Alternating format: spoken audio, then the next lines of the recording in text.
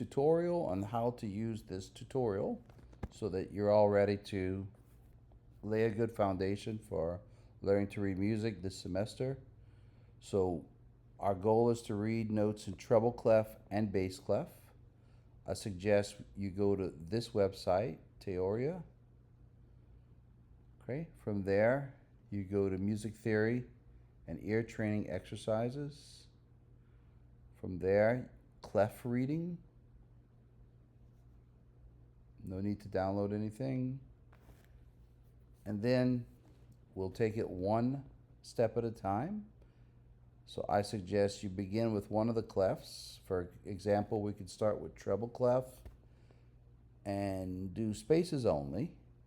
Note the parameters, this is important. Spaces only. Some other items might be gray or white, that's fine. Just make sure that what you want to practice is green. Even if you have, it's a bit quirky, you may have to play with it a bit. Select no tempo, so you're not rushed to give the answer when you begin. And for answers, answer using note. This is for next week. And then you decide if you want to practice 5 minutes, 5 exercises, and then go. All right, so we have treble clef spaces, so FACE. Okay. The mnemonic device doesn't help us with notes below or above the staff. So in a case like this, always start with something you know. So you know that the first line is E, every good boy does fine.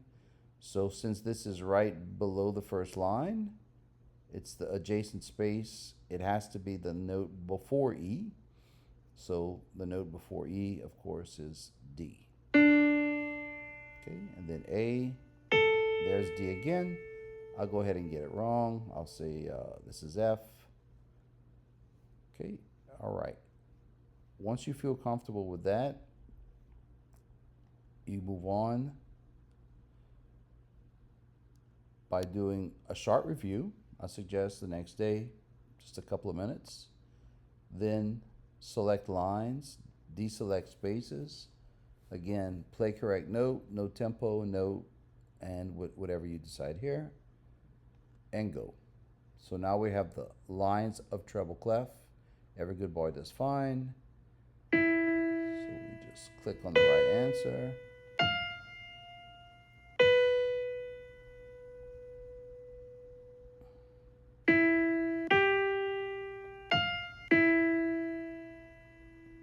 Okay, and so on. Now remember, if you get a note that's right here, right above the staff, start from what you do know. You know that's an F. If you were working with spaces and you had a note here, that would of course be G. Okay, so once you're good with that, do a little review and then you put them together. Treble clef spaces and lines. Again, no tempo, answer using note. Okay, so here we go. So face, FACE, E, D. Okay, every good boy.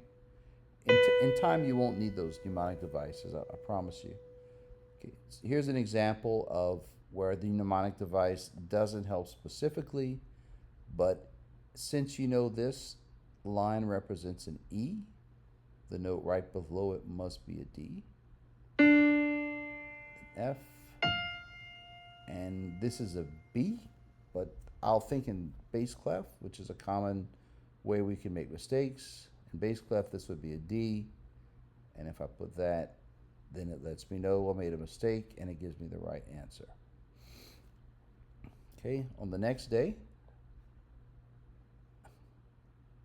I would move over. I do, again, always recap.